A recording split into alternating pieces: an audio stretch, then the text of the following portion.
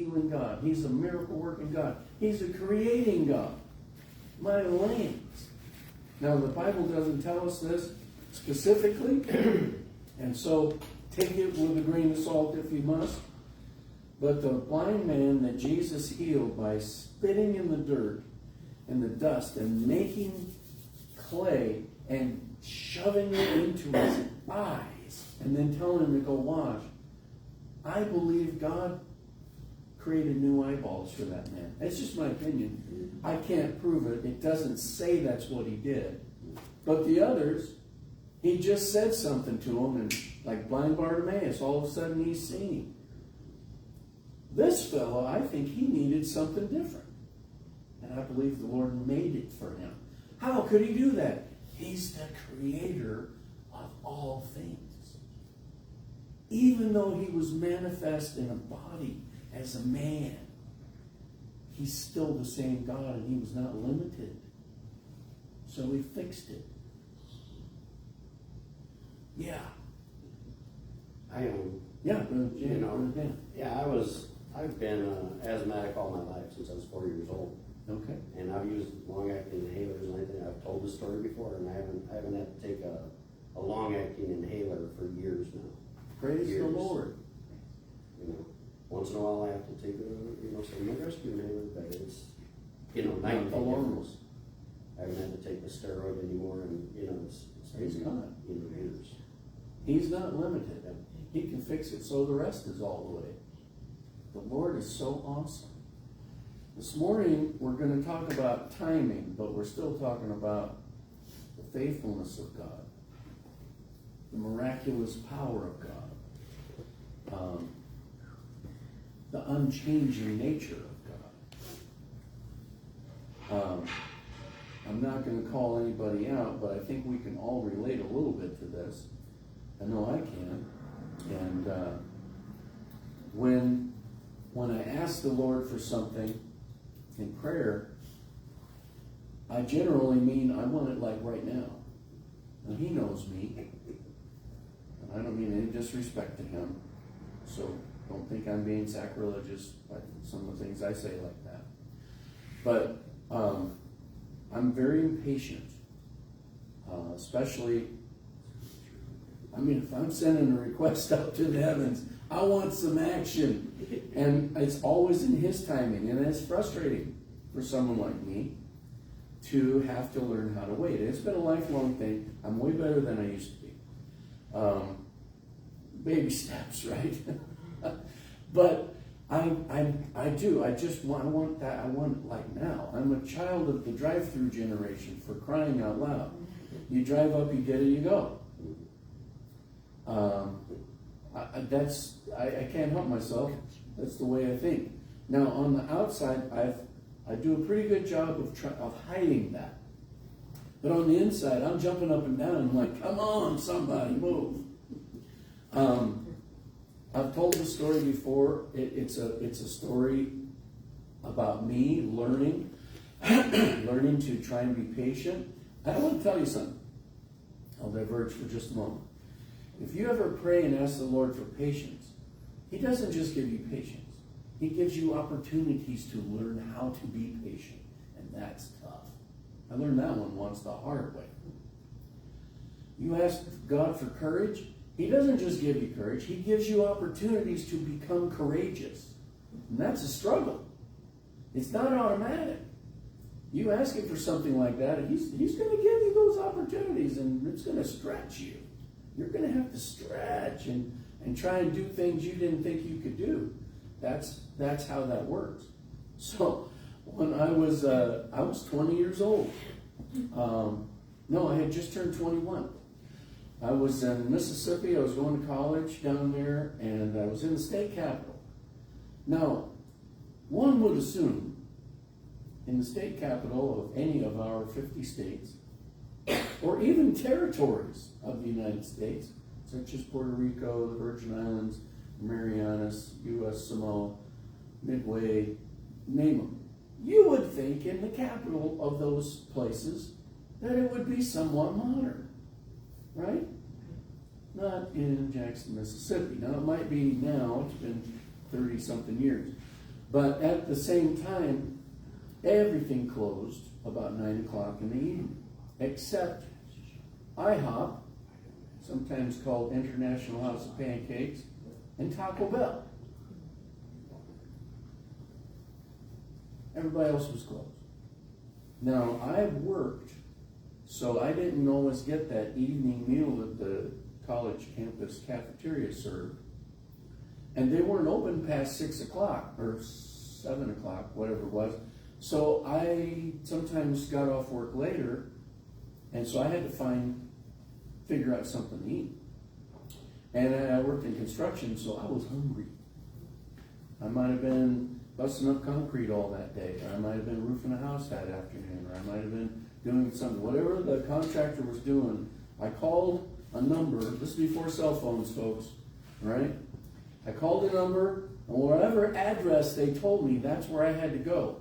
So I bought a map of the town, and all the streets and everything were listed, and I had to find on the coordinates on the map where it was and figure out how to get there. That's before GPS. I was GPS. So I would go to that location, and whatever that was happening there, that's what I was going to do. So in the trunk of my car, I had my hard hat, I had boots, I had a tool belt, I had all kinds of stuff for just about anything. And I might show up, and it's concrete. So I'm pouring concrete. That's not an easy job. When you're 20, 21, it's like going to the gym. You're like, ooh, this is going to be great. You're tired as a dog at the end of that. And you go back and you're like, there's nothing, I can't even get anything to eat. So there I was. And it was not 9 o'clock, but it was after time for the cafeteria to be closed on the campus. So I went to a McDonald's, and the drive-through line was long. Can anybody relate to that? And I was like starving. I am 21, so that means I don't want to wait. And my personality is already, I don't want to wait. So I look into the inside of the restaurant. Does anybody else do this with me? I'm the only one in the whole joint. Okay. There was no one inside. Just two people standing at the cashier, because that's before the kiosk thing. And I thought, hot dog. I parked, went inside. I'm standing in front of this person placing my order, and there's still 20 cars out in the line. I'm like, yeah. And the way it used to be, some of you who are as old as me, or even older, might remember, they would have different little slots for different burgers. The Big Macs here, the Quarter Pounders here, the cheeseburgers here, the whatever. You understand? And the fries were ready to go. I could see them. And I made my decision based on what I was looking at, because I wanted it now, right? Now I've taught my kids, if you want a fresh one, ask for something special. Mm-hmm. Like, I want this with extra cheese and lots of pickles, or whatever, no lettuce, whatever. Now they have to make one fresh. If you want that, that's what you do. That, by the way, is free. You don't have to pay for that. But I'm looking here and I'm seeing, okay, that's what I want. So I tell the young lady what I want. She says, all right, great. Takes my money and promptly turns and starts chit-chatting with the girl who was standing at this empty cash line. And I'm thinking, what's that? Because what I wanted to see her go put that in the bag and hand it to me, and I'm going to be gone because I'm starving. It didn't happen. I've told this before, and I felt like I waited a long time. It was probably 20 seconds. But if we stood here in silence for 20 seconds, it's going to feel like a long time. It's going to feel awkward. So, bless you. Did you take your Zyrtec last night? Yeah, I didn't, so you don't. Have to take it every day, but we don't take it sometimes. It's okay. I'm the same way. So, I lean over on the counter, and I knock. And they stop talking, and they look at me, and I went, my food? And in that South Central Mississippi accent, oh, I'm sorry. I'll get it right away. And she turned and kept talking. I thought I was gonna go bananas. Now, Brother Mark here today, he went to school with me when we grew up. And Mr. Edwards, I just forgot his daughter's name. She had 2 daughters. We went to school with them. Anyway, he owned all the McDonald's franchises in Bellevue and Omaha, Papillion, and around. He sold them years ago, but he owned them then. Mr. Edwards would show up at every one incognito with a stopwatch and a notepad. I'm not making this up. Lori was one of his daughter's names. She was the one closest to our age. Anyway, it just came to me. He would just step in the door and kind of make himself not obvious, and he would watch a customer walk in and he'd hit the stopwatch. And it better be so many seconds before they've been helped and so many seconds before they get their stuff, or somebody's going to get a talking to. I was witness of this. On one specific occasion, my dad and I stopped for breakfast one early morning at the McDonald's on 24th Street in South Omaha before it was sold and abandoned. I don't know what it is now. I think it's a laundromat or something. But anyway, Mr. Edwards walked in. I knew who he was. I saw him, and my dad's like, "You see that?" I said, "Yeah." Well, he says, "Now he's over there. He's got a hat pulled down, and he's just kind of trying to blend in with the building." And there out came that stopwatch, and I was like, "Oh, I'm seeing this right now live." Well, Mr. Edwards timed everything for several minutes. Several customers. He saw cars going around the drive-thru. He was watching everything. He didn't miss a thing. And after we were eating, we just kept eating. Took us about 15, 20 minutes to finish our biscuits, and my dad had coffee. I had orange juice. How do I know that? Because I don't drink coffee like that, and I'm going to have orange juice in the morning. Anyway, pretty soon Mr. Edwards walks up, and he doesn't stop at the counter.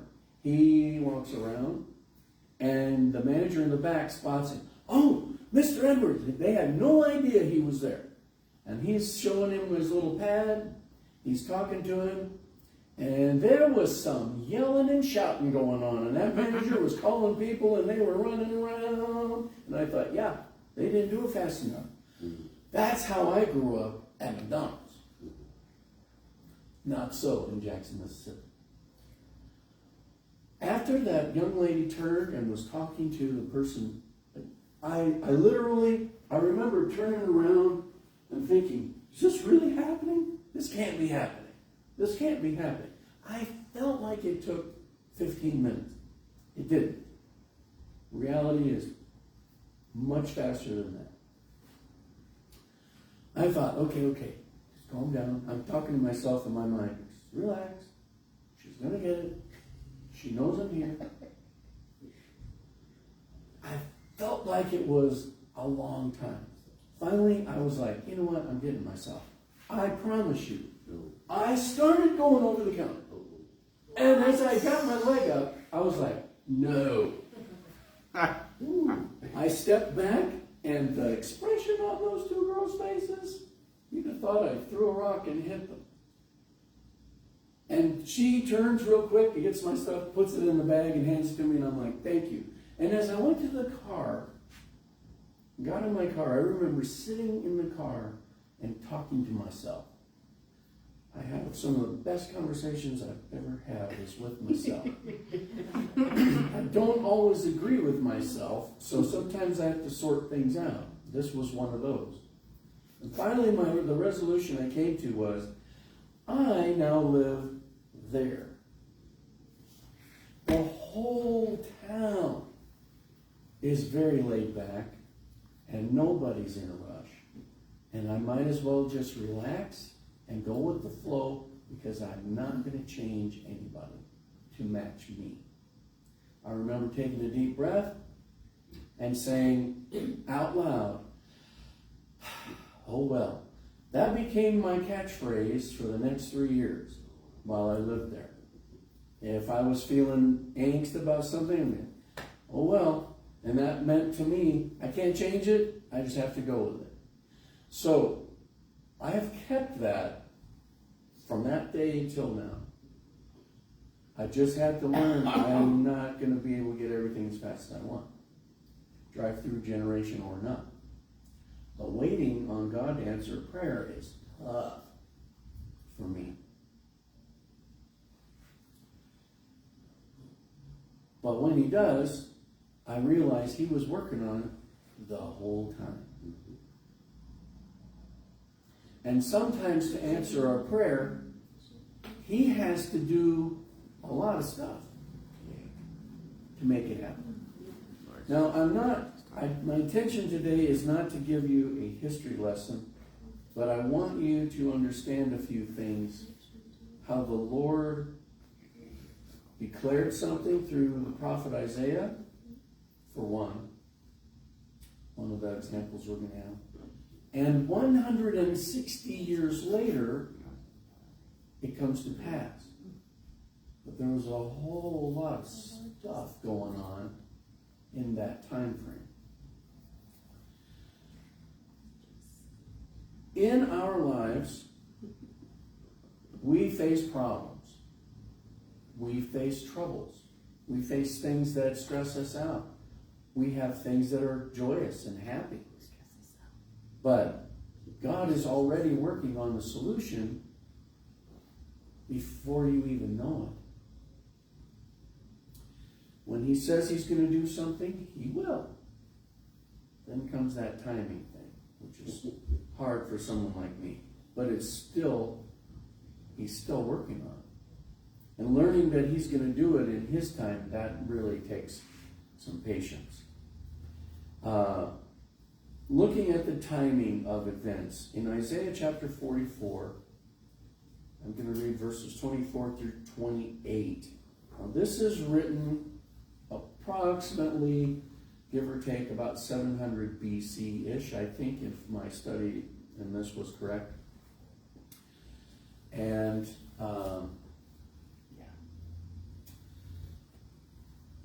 chapter 44 of Isaiah, verse 24. Thus says the Lord, your Redeemer, and he who formed you from the womb. I am the Lord who makes all things, who stretches out the heavens all alone, who spreads abroad the earth by myself, who frustrates the signs of the babblers and drives diviners mad, who turns wise men backwards and makes their knowledge foolishness, who confirms the word of his servant and performs the counsel of his messengers, who says to Jerusalem, you shall be inhabited, to the cities of Judah, you shall be built, and I will raise up her waste places, who says to the deep, be dry, and I will dry up your rivers. Pay attention to this next one. Who says of Cyrus, he is my shepherd, and he shall perform all my pleasure. Saying to Jerusalem, this is still Cyrus, saying to Jerusalem, you shall be built, and to the temple your foundation shall be laid. Who is Cyrus? So, this is Isaiah writing. Prophecy from the Lord. Well, Cyrus was a guy who wasn't even born yet. From the Medo-Persian Empire, about 161 years later, this guy named Cyrus comes to power. And he is a genius. He's very forward-thinking, especially taking into consideration the time. Give you an example, when they conquered the city of Babylon, which had the Euphrates running through it, he diverted, according to history, the channel of the river, and then they walked into the city in the riverbed. That takes some engineering. Yeah, Cyrus was super smart. And the Lord calls him before he's even here, but he's not a child of Abraham. He's not part of the covenant. No, he's not. But the Lord picked him to do something for him. And he says, say to Jerusalem, you will be built, and the temple, your foundation will be laid. When Isaiah writes this prophecy, the temple is still sitting on the hill in the city of Jerusalem, which is built. was going to get wiped out, and that temple's going to be ripped apart and scattered. There won't even be walls around that city. That wasn't the case when Isaiah gave that prophecy. And Cyrus begins his reign. Now, the first 5 chapters in the book of Ezra are a historical summary from Cyrus through Darius and Artaxerxes. Ezra chapter 1, you don't have to read long, but I'm reading verse 1 through 5. Now in the first year of Cyrus, king of Persia, at the word of the Lord by the mouth of, this is after he conquered the Babylonians, okay? Because he's already been king over the Medo-Persians. This is the first year he's king over this now massive empire. The word of the Lord by the mouth, he says, of Jeremiah might be fulfilled, because Jeremiah also prophesied about this. The Lord stirred up the spirit of Cyrus, king of Persia, so that he made a proclamation throughout all his kingdom, and also put it in writing, saying, thus, verse 2, thus says Cyrus, king of Persia, all the kingdoms of the earth, the Lord God of heaven has given me. And he has commanded me to build him a house in Jerusalem, which is in Judah. Wait, Isaiah talked about this 160 years ago. Who is among you of all his people? May his God be with him, and let him go up to Jerusalem, which is in Judah, and build the house of the Lord God of Israel. Parentheses. He is God, which is in Jerusalem. And whoever is left in any place where he dwells, let the men of his place help him, with silver and gold, with goods and livestock, besides the freewill offerings, for the house of God, which is in Jerusalem. Then the heads of the fathers' houses of Judah and Benjamin, and the priests and the Levites, with all whose spirits God had moved, arose to go up and build the house of the Lord, which is in Jerusalem. Yeah, that's Cyrus. Esther chapter 1. Here's a little history. I'm sorry about the history lesson, but we're going somewhere. Esther chapter 1, the 3rd verse, we find that in the 3rd year of the reign of Artaxerxes, so this is like, I believe, a grandson of Cyrus, but either way, he's a son of Darius, who came after Cyrus. He dethrones Vashti, his queen. That's the 3rd year of his reign. In Esther chapter 2, verse 16, we find that Esther becomes queen in the 10th month of the 7th year of his reign. So that's 5 years later. 4 years later. Sorry, public school math. Ezra chapter 7, the 5th month of the 7th year of his reign, Artaxerxes, he sends Ezra the scribe to Jerusalem. That's 3 months before Esther becomes queen. I'm not God laying a foundation here. In Ezra chapter 6, the 15th verse, the temple was finished in Jerusalem in the 6th year. I think I got that wrong. I must type that. Anyway, Esther chapter 3, verse 7. In the 12th year of the reign of Artaxerxes. This is Esther's husband. Wait, she was married to him in the 7th year in the 10th month. So this is 5 years later. In the 12th year of the reign of Artaxerxes, a guy named Haman is promoted to essentially the king's right hand. This is 5 years after Esther's the queen, and 5 years after Ezra was sent to Jerusalem. In Nehemiah chapter 5, we find that he was appointed governor in the 20th year of Artaxerxes. See, we got timelines. He wasn't just allowed to go there. In chapter 5, he was appointed governor. He was governor until the 32nd year of Artaxerxes. That's Nehemiah chapter 5, verse 14. 12 years he was governor over Judah and Jerusalem. It's interesting to note that in verse 6 of chapter 2, he mentions that the queen was sitting with the king. Now, she's not named, but most scholars presume that was Esther sitting with the king, because she's the queen. Nehemiah finishes the wall of Jerusalem in 52 days in Nehemiah chapter 6, the 15th verse. 161 years before Cyrus becomes ruler over that empire.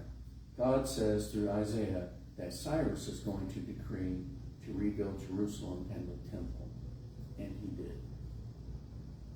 At the time, Jerusalem, Isaiah made the prophecy, Jerusalem is not destroyed. And the temple, as I said, was still sitting on the hill. That had to be tough for the folks to hear that prophecy. What's he talking about? It's right over there. Look at the walls of this city. It's not going down. It did. Yet God, knowing all things, says it will be rebuilt. The Lord had a whole lot going on in the world when the folks from Israel were wanting to return back to their homeland. He had a maniac with a plan to wipe out all Jews coming to power. That's the man Haman. He moved on the king of Persia to dethrone the sitting queen before this maniac gets in his place. And a few years after that, Esther becomes queen, whom he doesn't know is actually Jewish.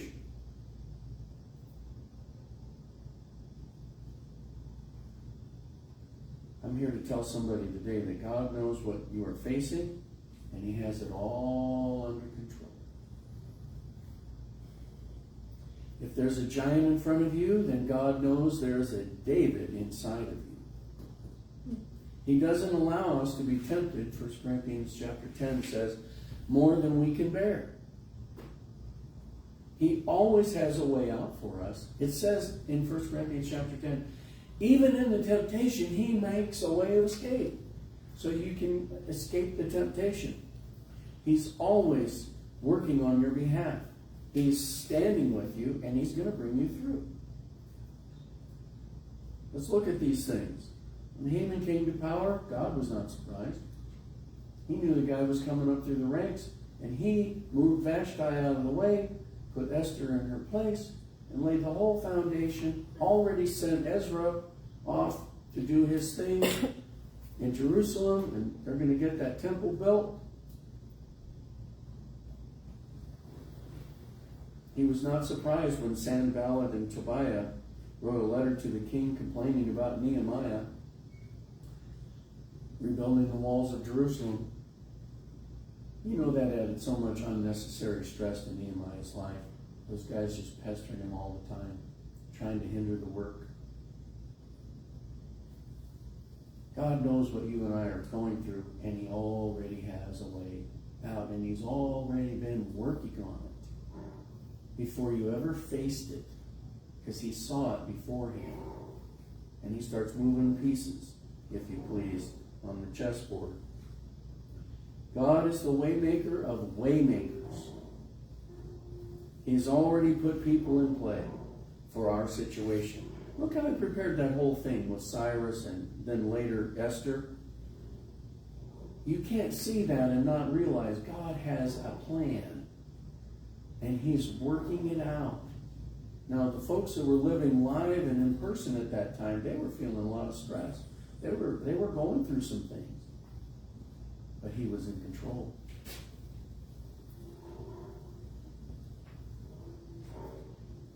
As to you and I and the people in our church, he's already got something worked out for you.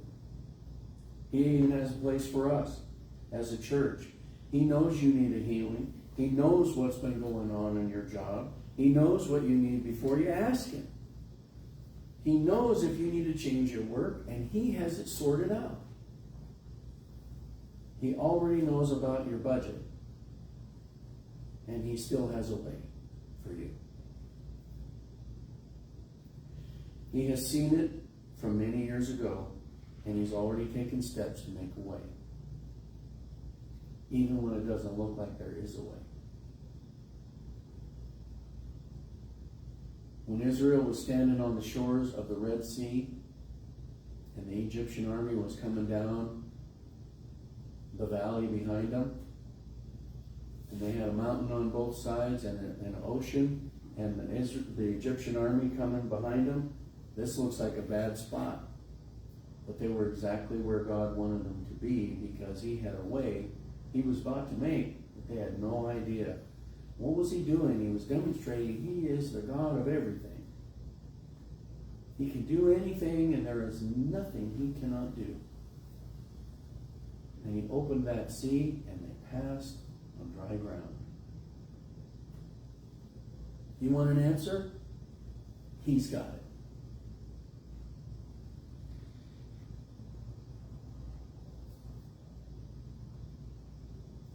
I read this day before yesterday, little short quote, and I thought, oh, wow. The day you plant the seed is not the day that you eat the fruit. Mm-hmm. And those of you who have ever planted a seed and watched a plant grow, whether it's in a garden, like carrots, potatoes, whatever, or flowers, or what have you.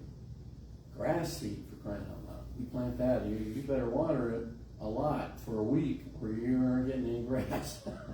I learned that pretty good a couple times in my life. The day you plant it, that's not the day you eat it. When you pray and you throw that prayer out there and you're hoping, you're trusting the Lord, sometimes you get an immediate answer because that's what's required. Sometimes we have to wait. He's still on the job, he's still working it out, and he still comes through. And we're relieved when he does. But we have to have faith, we have to trust him, we have to be patient enough to wait. This past week, this literal past week, someone was telling me they were praying about something, and to them it was a major, major thing. And I was like, well, that's great. We'll just trust the Lord to answer this. Because this particular thing they were praying about involves people. And when you've got people involved, you get attitudes and mindsets and all kinds of stuff. And I said, well, you're just going to have to trust the Lord. And they're like, yeah, that's what I'm going to do. The very next day, this person is all up in the air. Like way up in the air. They even left work early and went home because they were so stressed out about what was going on in this situation. And I said, but I thought you prayed about it. I thought you were trusting the Lord. Well, I am. I am. Well, you don't look like it, is what I wanted to say. I said, well, then let him work it out. Oh, I gotta make some phone calls. I'm like, you need to leave it alone. You're going to get involved, you're going to screw it up. How would I know that? Because I've done that before myself. Realize later, oh, I should have just left it alone. Yeah. If you've asked the Lord to intervene in something that involves people especially, let him do it. And you're going to have to step aside, and it's going to be hard to do that. But you better. He will take care of it. But you have to let him. You have to let him do it. Somebody like me, waiting on that is hard. Not as bad as I used to be. I used to really be bad. Oh man, I can't, and I won't. My prayers are private between me and the Lord, but we've had some one-sided conversations that he didn't even respond to, and I'm like, come on, say something, because I'm really mean and I need some action down there. The response was, you're going to get some when I'm ready, when it's right. How does that work out? Because he sees everything, and he knows when it's going to be right. We don't. We see this. I can't see what's going on. Right. It's not for you to see that right now. But I want to see. I want to see what's happening. What's going on? Wait. Not that word. W-A-I-T. That's a 4-letter word, for crying out loud. It's a tough one. When you ask in faith, You have to trust and believe Him, and that He will bring it to pass. And then you have to step back, get out of the way, and stop being involved, and let Him do it. Now, if He opens a situation and now you can take a step, take the step. But don't go kicking the door in yourself if He's going to open it. So if you do that, you're going to have all kinds of problems. And then you just brought them on yourself. Does that make sense? I sure hope it makes sense. Let's stand.